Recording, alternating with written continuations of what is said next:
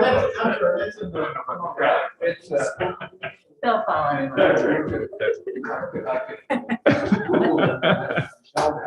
it's today. I know that, sometime today.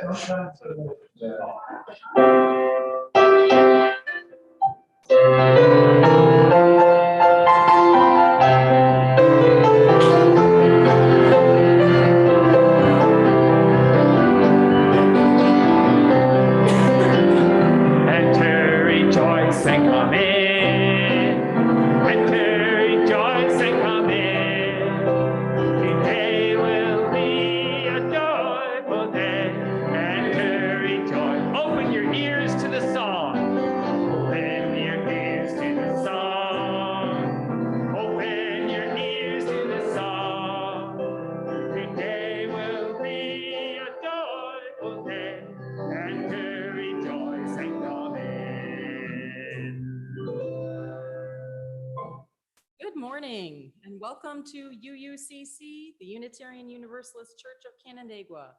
We are a group of spiritual freethinkers who gather to celebrate life, build community, and better the world. Wherever you are on your spiritual journey, you are welcome here. I'm Laura Wink, your worship associate for this morning, and the service today is being led by our minister, Eileen Casey Campbell. This service is also being live streamed to our YouTube channel. If this is your first visit, welcome. We invite you to sign the visitor's book in the entryway. And whether it's your first visit or your 1000th, we are glad that you came. I have a few announcements to share. Please wear a mask. Masks are available for anyone who forgot one. And we are again able to sing together as long as our masks remain on. Childcare will be provided this morning by Brandon Steele. And we will be collecting the cards for Joys and Sorrows after our first hymn. Please fill them out or type them into the chat box on Zoom if you have something that you'd like to share. Next Sunday, we will be Zoom only, and we have an announcement by Pat.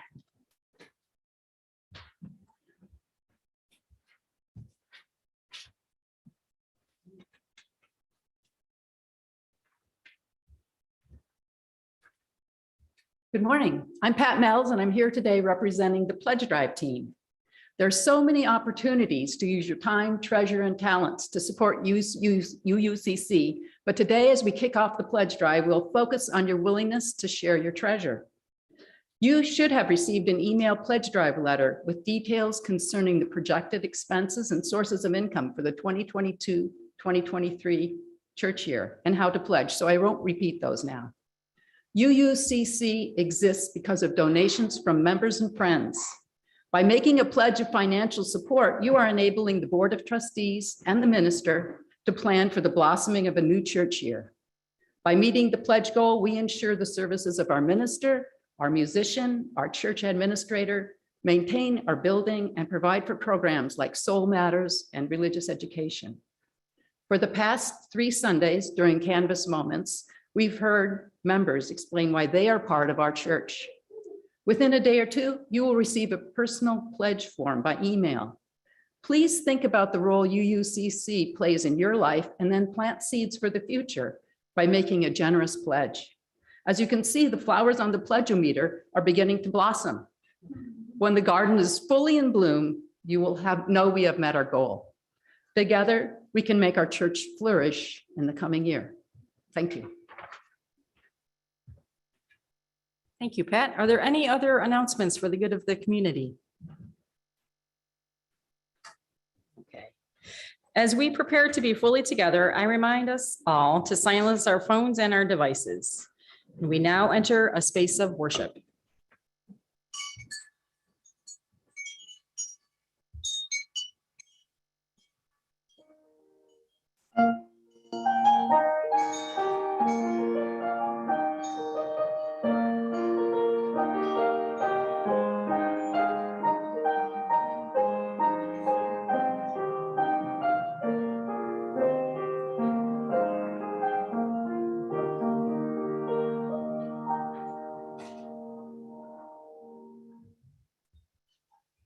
I invite you now to the chalice lighting part of our ceremony. So, and I think it's the Steels.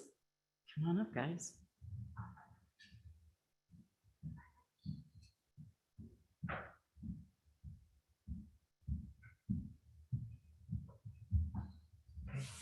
you can.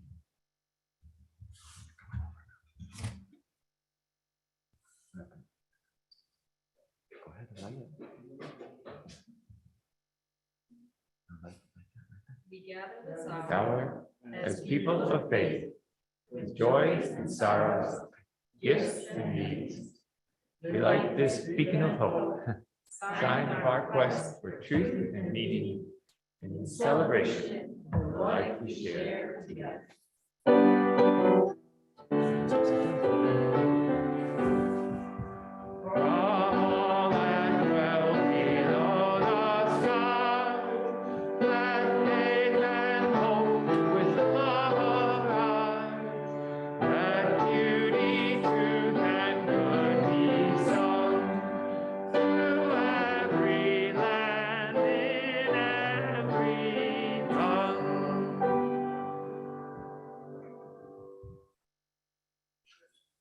Good morning.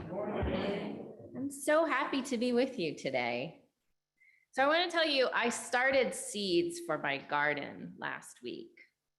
Brian gave me a seed starting kit for Christmas this year, and I have been thinking about it pretty much since then. I tell you, the thought of poking tiny seeds into warm, wet soil has carried me through many cold February mornings of scraping ice off my windshield. So maybe a tad early, I mixed up some soil, plugged in the new Christmas heat mat and grow lights, and I planted the seeds. And as is my style, I maybe overdid it a little bit. See, my gardening philosophy is if it's a beautiful living being, we'll make room for it. So why not start 3 extra flats of herbs and medicinal flowers? I'll just expand the garden beds. I have plenty of time to till. Who needs grass? So I did the same thing last fall when I planted bulbs. Peonies would be so nice. I thought I have room for maybe 1 or 2 peony bushes. So I bought 9 roots to plant and some other bulbs while I was at it, because the thought of watching grape hyacinth come up in the early spring was just too delicious not to act on. So I've overdone it with seeds as well, but I won't be convinced by Brian or anyone he recruits that it's a problem. And since he has the same come one, come all attitude to shelter dogs, I think he really should understand. We'll make room.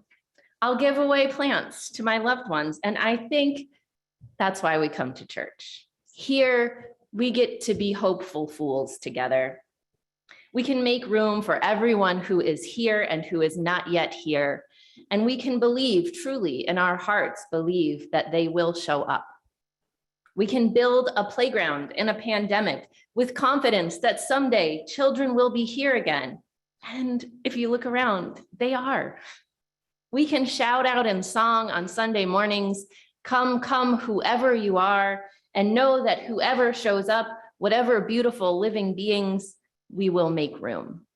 So I invite you to rise in body or in spirit and to sing with me with your masks on, to clap, to move, to sway, to hum as well. Our opening hymn, number 188, Come, Come, Whoever You Are.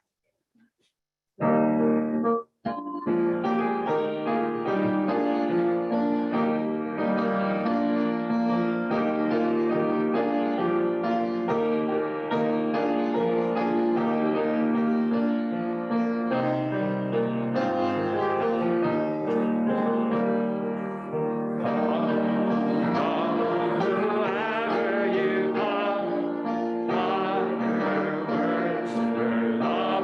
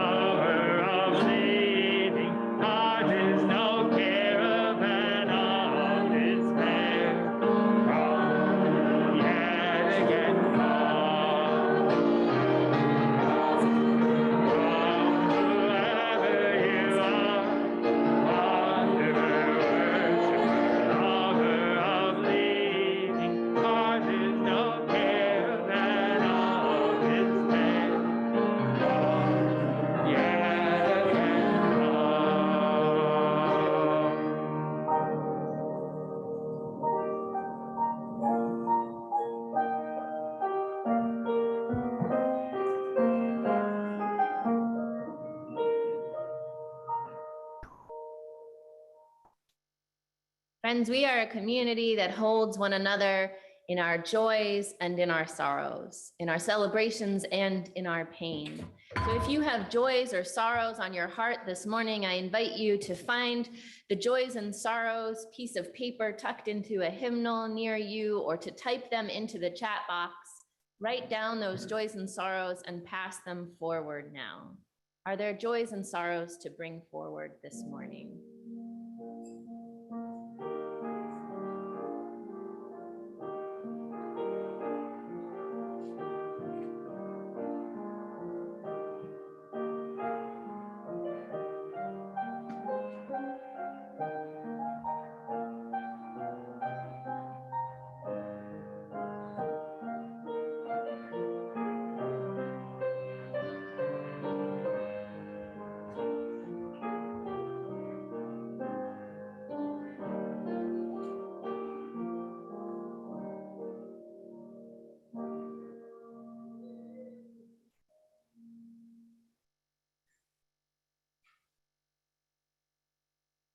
Now it's time for a story. This morning's story is called The Drum, and it's a folk story from India.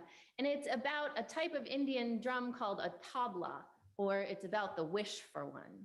And I need your help this morning. Can you help me to make the sound of a tabla?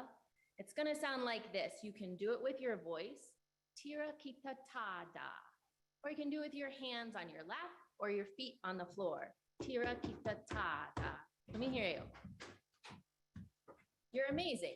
You could be professional tabla players someday. So when I point to you, you all will be the sound of the tabla here and at home. You ready? So once upon a time in India, there was a boy who wanted nothing more than to be a drummer, to be a real tabla drummer, but the tabla was an expensive instrument to own. He did not have a drum. His mother wanted nothing more than to give him one, but she worked long and hard every day, and even still, she couldn't afford to buy one. She could barely afford to buy the things that they needed. One day, as she walked home after many long hours selling her grains at the market, she felt especially sorrowful that she couldn't give her son what he wanted. As she walked, a stick caught her eye. She bent down and picked it up from the ground, and when she got home, she gave it to her son, saying, "I wish this were a drum, but this is the best I can give you."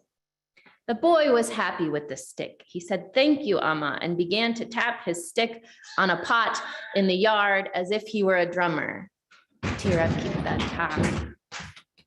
Yes, he hit the fence as he walked by and carried on down the road, dancing to his own drum beat. And before long, he came upon a neighbor who sat outside by her cooking fire with tears streaming down her face. "What's wrong?" asked the boy, full of concern. "It's my fire," she said. "The wood is too wet and I can't get it to light." The boy looked at his stick. It was dry. He gave it to the woman. Her fire flared up immediately, and before long, she was able to bake the bread she had prepared. She thanked the boy and gave him a loaf. "Thank you," said the boy, but he wasn't hungry, so he carried the bread with him as he walked, and he'd stepped in time to the drum beats that continued in his head. Before long, he came past the potter's house, and outside the potter's baby was wailing. "What is wrong?" asked the little boy.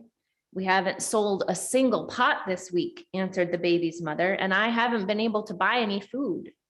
The boy looked at the bread in his hand and he said, "Here, have this. I'm not very hungry." The baby stopped crying, and the woman was so grateful she reached for a pot. "Take this with you," she said. "No one seems to want to buy the large pots these days anyway." The boy thanked her and hoisted it on his head to carry it, and now he tapped the drum beat on the side of the pot as he walked. Before long, the boy came to the river where he saw a washerman and a woman quarreling. "What is the matter?" asked the boy. "We broke our pot, and without it, we don't know what to do. We can't scrub our clothes properly," they said. The boy looked at the pot he was carrying and said, Here, take mine. The washerman and the woman were so grateful that they gave him a coat. It was a beautiful coat, embroidered with designs and inlaid with mirrors, but the boy wasn't cold, so he slung it over his shoulder. And the drum beats continued in his head as he carried the coat down the road and danced. Before long, the boy came to a bridge. He noticed a man shivering beneath the bridge. He had almost no clothes, and the man explained that he had been robbed. "Please take this coat," the boy said as he gave it to the man. The man was thrilled. He pointed to his horse that was grazing nearby. "I can't ride or care for my horse anymore. Please take it as a token of my gratitude," he said. And the boy was pleased indeed, but he didn't know how to ride a horse, so he led it along on the way, and he could hear his drum beats in the horse's steps as they walked. Before long, the boy and the horse came to a forest. At the edge of the forest, a bridegroom and his parents and a group of musicians sat underneath some trees. They looked very unhappy. "What is wrong?" asked the boy. "The groom can't go to his wedding unless he rides in on horseback. The auspicious time for the wedding is here, but the horse hasn't arrived," they said. The boy led the horse over and said, "Here, take mine." The family was so grateful. "But what can we give you in return?" they asked. The boy could see that the musicians had many drums with them. "Might I have one of those?" he asked. "Of course," they replied. And now the boy walked home, beating on his drum.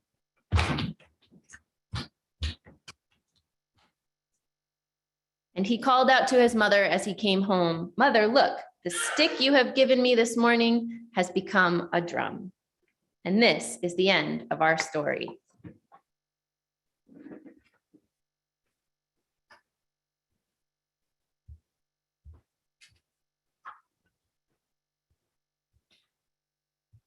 Now is the time in our service to join together in the spiritual practice of generosity.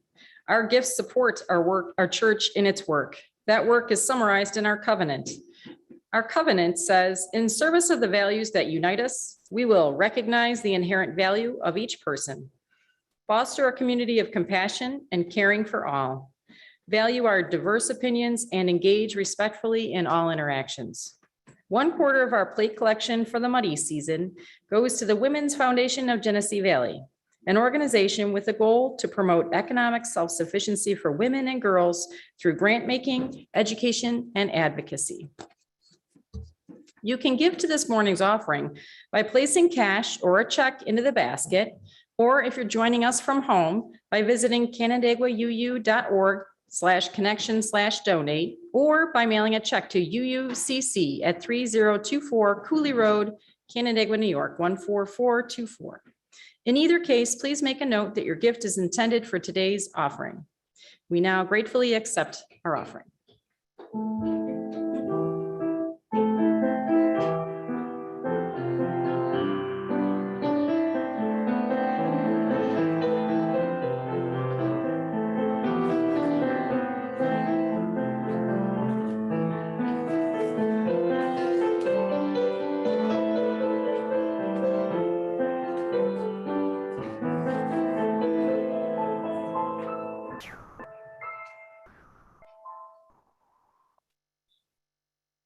Are we going to turn the wheel? Thank you. Let us lift up our joys and sorrows and then turn the wheel of our seasons before we invite our children downstairs for religious education and childcare. We have joy in our hearts this morning. Joan celebrates, and we celebrate with her as her 8th grandchild entered the world this week, Rover Edward Turnbull. And we celebrate with Laura, who submitted her doctoral dissertation this week for the first time. For these joys and whatever joys and sorrows are left in the silence of our hearts, know that we are with you. And for all of these, I ask Laura to drop a stone in our water this morning. And then I'd like to invite Rory and Ewan to come forward and help me turn the wheel of our seasons as we enter the season of spring. And then all of our children to go downstairs for childcare if they like.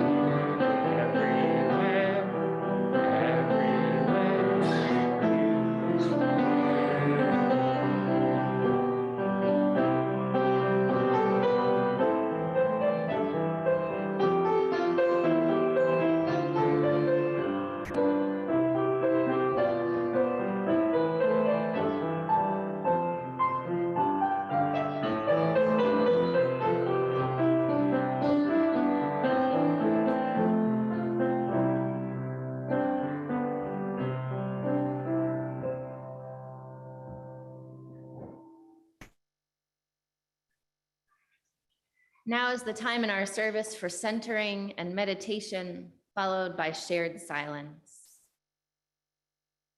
So I invite you to get comfortable in your seat.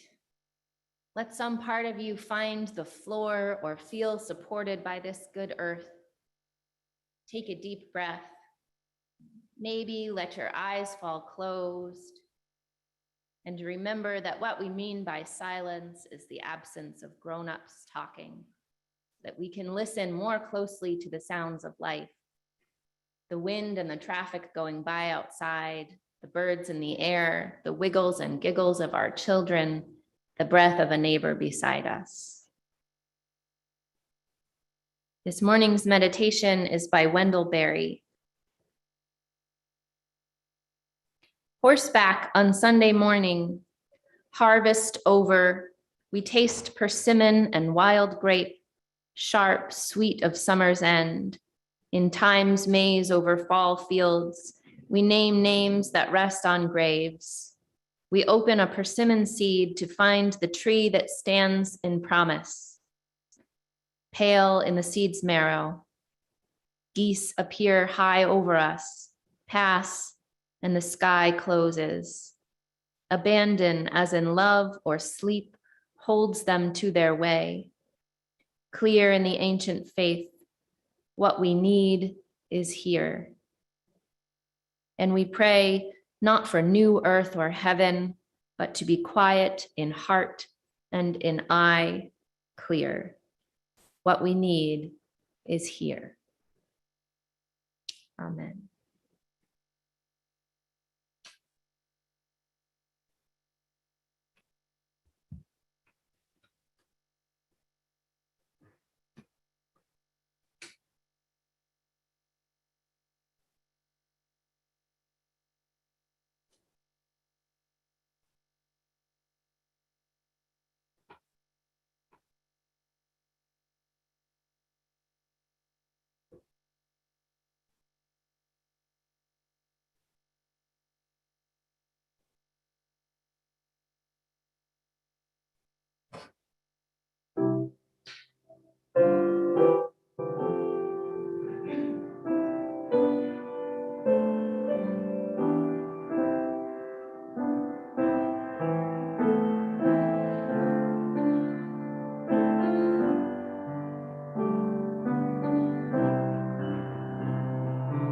Spirit of life, come unto me. Sing in my heart all the stirrings of compassion. Blow in the wind, rise in the sea.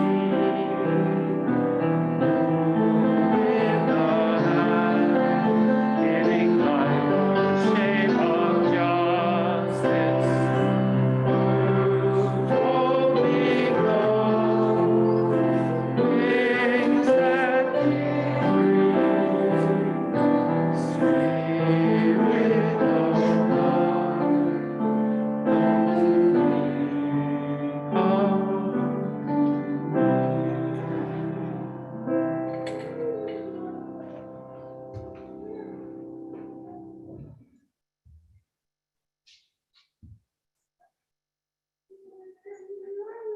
I want to share a reading this morning by UU theologian Rebecca Parker, and she writes this: your gifts, whatever you discover them to be, can be used to bless or curse the world. The mind's power, the strength of the hands, the reaches of the heart, the gift of speaking, listening, imagining, seeing, waiting, any of these can serve to feed the hungry, bind up wounds, welcome the stranger, praise what is sacred, do the work of justice, or offer love. And any of these can draw down the prison door, hoard bread, abandon the poor, obscure what is holy, comply with injustice, or withhold love. You must answer this question: what will you do with your gifts? Choose to bless the world. The choice to bless the world is more than an act of will, a moving forward into the world with intention to do good. It is an act of recognition, a confession of surprise, a grateful acknowledgement that in the midst of a broken world, unspeakable beauty, grace, and mystery abide. There is an embrace of kindness that encompasses all life, even yours. And while there is injustice, anesthetization, or evil, there moves a holy disturbance, a benevolent rage, a revolutionary love, protesting, urging, insisting that which is sacred will not be defiled. Those who bless the world live their life as a gesture of thanks for this beauty and this rage. The choice to bless the world can take you into solitude, to search for sources of power and grace, native wisdom, healing, and liberation.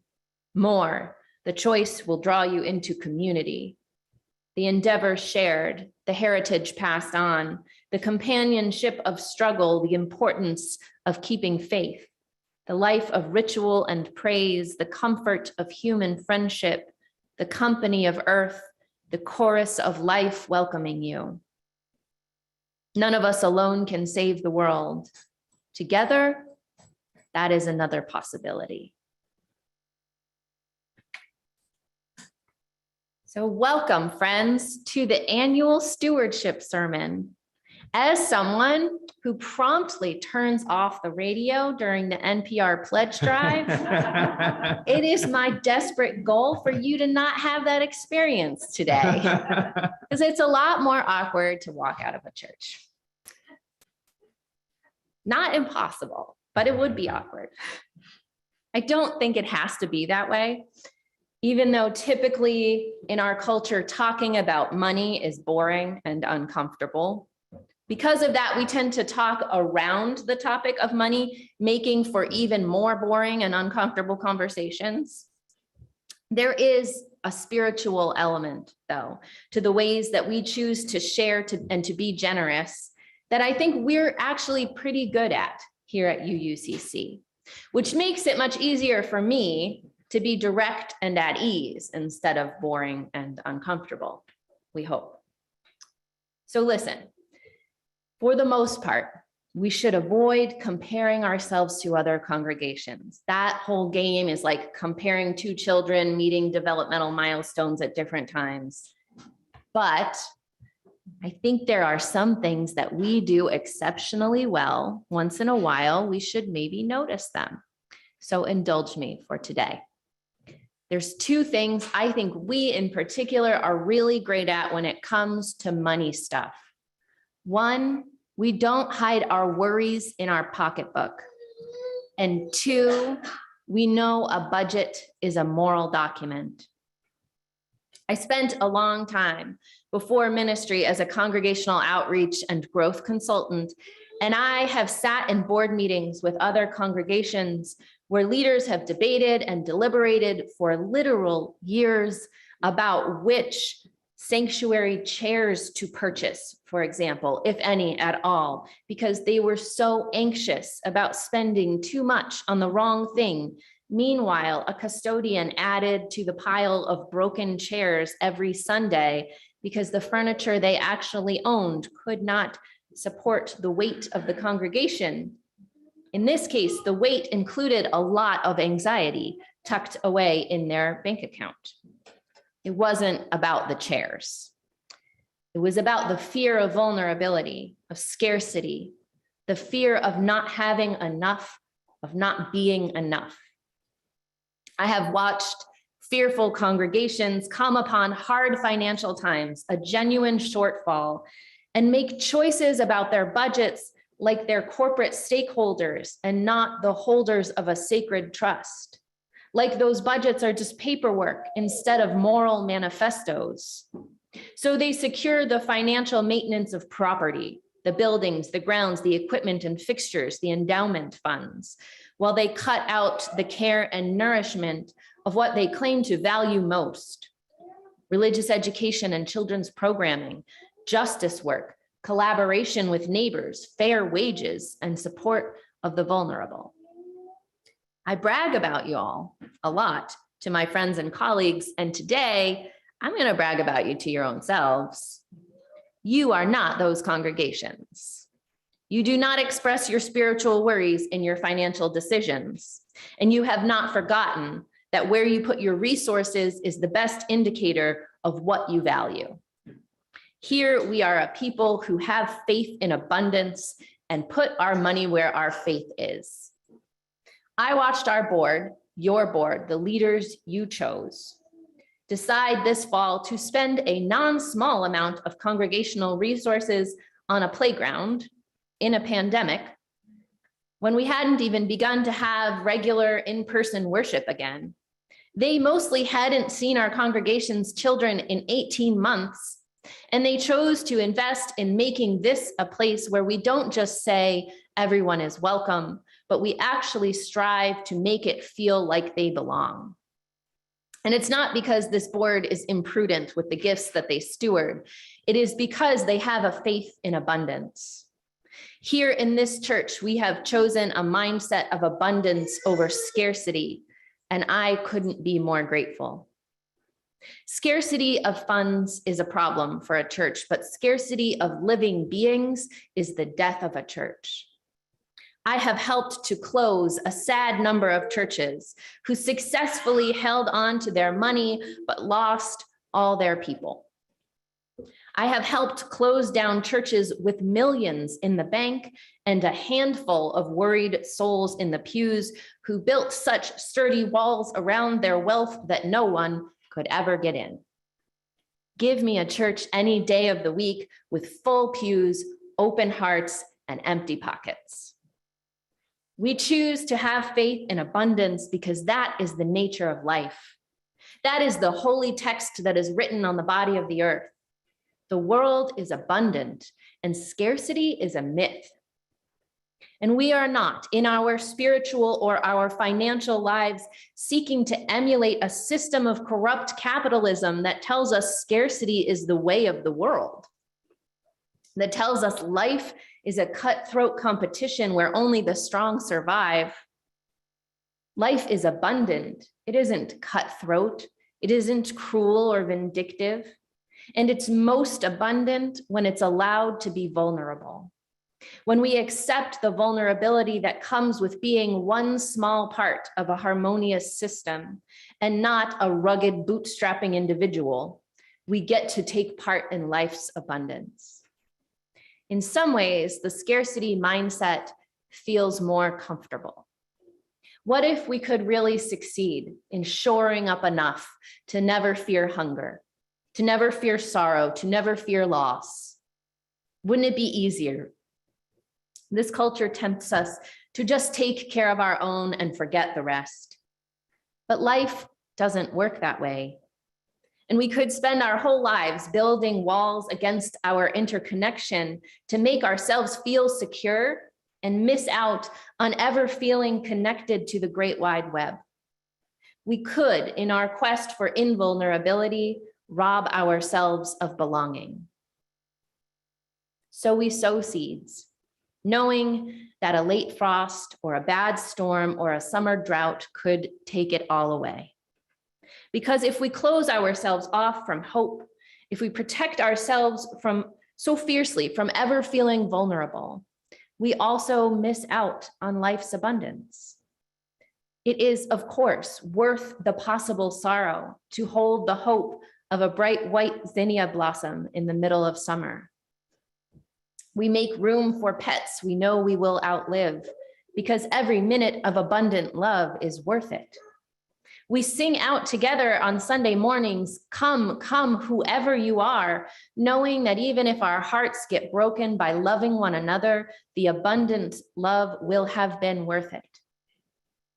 We center our spiritual lives around the abundant grace of the earth. And this aspect of spiritual life, this sharing of resources, is not different. So let us not make the mistake of blindly accepting the scarcity rhetoric of consumer culture. A church is an experiment in community, not consumerism. This is meant to be a place radically different. This is meant to be a place where we reject and dismantle those damaging systems of consumerism and scarcity. We look instead to the abundance of community. And here's how I like to think about the difference. Church resources don't work like a restaurant when you come in and pay the menu price, or a store where you come in and pay the price of whatever is labeled on an item, right? We don't show up next to your seat in worship at the end of the year and say, okay, Laura, so you had a year of religious education for a couple kids, 38 Sundays of worship, 57 cups of coffee, 6 pastoral conversations with a minister, 3 book groups, but 1 book you actually read, and 2.5 spiritual experiences. It costs this amount in staff time, building maintenance, general upkeep, so you can go ahead and see Jeff on your way out to settle up. Like, no, we don't do that here. God forbid we ever do. We are not Wegmans with some singing and clapping. We try to embody a radically different way for humans to connect themselves to one another here. We are not trying to emulate the oppressive systems we seek to dismantle. So we're not going to talk about money and resources and sharing in the same way. The actual cost to maintain the functions of our church as it is, to keep the lights on, is about $1,000 per family per year. A budget is a moral document, though, and we are budgeting for abundant growth. We're imagining new possibilities for ourselves, like robust religious education, wider and deeper justice connections in our community. So the actual menu price ends up being a little more than that per household. But we don't send every household a bill for that amount. For some families in a given year, it would be laughably impossible to contribute that amount. For others, it's not a big stretch to contribute that many times over. So that's exactly what I mean by faith in abundance. We trust that those who can contribute more will. We have that faith. We trust that those who can't won't feel an ounce of shame or discomfort about it. Because we are a community of beautiful living beings, not a collection of consumers. And this is a church, not a product to be consumed. There are a lot of stewardship conversations that I, in good faith, cannot have with you. I'm not going to be a pastor who insists it's your moral duty to tithe before you pay rent or feed your kids. I'm not going to be a pastor who promises you personal prosperity in exchange for giving. There's almost nothing ickier to me than that shitty theology. Because in our faith, there is no personal prosperity without loving community. The good faith of our church is that personal vulnerability for the sake of community abundance is what we believe. So it is because of faith in abundance that this is not a give until it hurts kind of church. And maybe we'd be richer if it was, but I'm sorry, this is a we'll hold you when it hurts kind of church. Because we promise ourselves and one another here, whatever beautiful living beings show up, we will make room. And look, know that I'm not talking about ignoring your own hardship when you face real and actual scarcity. Our common resources are distributed so unjustly that I know plenty of you have known times of having stared down the barrel of not enough. Some of you are right there today. I have been there myself. What I love about this community is that we have refused society's myth of never enough, the falsehood that there will never be enough for everyone. And so each of us has to scrimp and hoard and squirrel away scraps wherever they can. And it isn't just about money, right? The myth of scarcity is that there will also never be enough time or attention or love or dignity to go around. But we know that it is a myth. It is an outright lie. And we challenge the systems that lie to us when we choose to bless the world in the face of the scarcity myth. When we refuse to build high the walls that guard our precious resources, our time, our money, our attention and care, the love we have for our neighbors. We challenge those systems when we choose to share our gifts, to direct them outward for the love and nourishment and welcome of every beautiful living being who shows up. Our faith in abundance is not the faith that some God will take up our personal cause and bless us. It is faith in one another. It's a trust in this community. We don't keep our worries in our pocketbook because we trust in one another's generosity. This is why we say every week that we enter a spiritual practice of generosity when we take up our offering. Because actually, your generosity of resources is a spiritual act. It is lifting our whole community. It is holding your neighbors in their pain and in their struggle. It is building a living justice within our community right now, because it makes this church more accessible to everyone. Your generosity comes from a place in you that knows that where we spend our money is a moral statement about what has value. We know that every living being has value, and however vulnerable it makes us feel, we will make room for them to come home to us. May it always be so.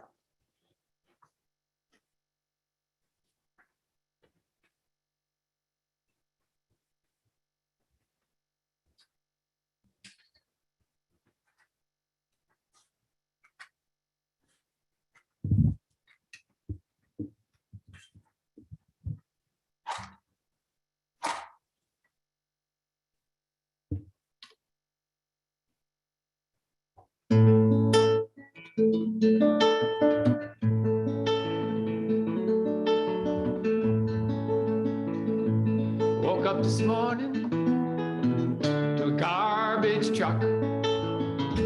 Looks like this old horseshoe's done run out of luck. If I came home, would you let me in? Fry me some pork chops and forgive my sin. Surround me with your boundless love. Confound me with your boundless love. I was drowning in a sea, lost as I could be, when you found me with your boundless love. Sometimes my old heart is like a washing machine, bounces around till my soul comes clean. And when I'm clean and hung out to dry, I'm gonna make you laugh until you cry. Surround me with your boundless love. Confound me with your boundless love. I was drowning in a sea, lost as I could be, when you found me with your boundless love.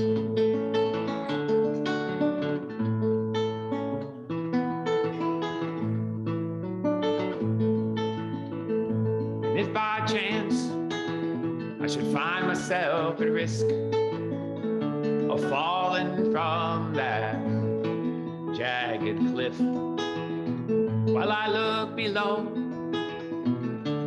look above, I'm surrounded by your boundless love. Surround me with your boundless love. Confound me with your boundless love. I was drowning in a sea, lost as I could be, when you found me with your boundless love. You dumbfound me with your boundless love. You surround me with your boundless love.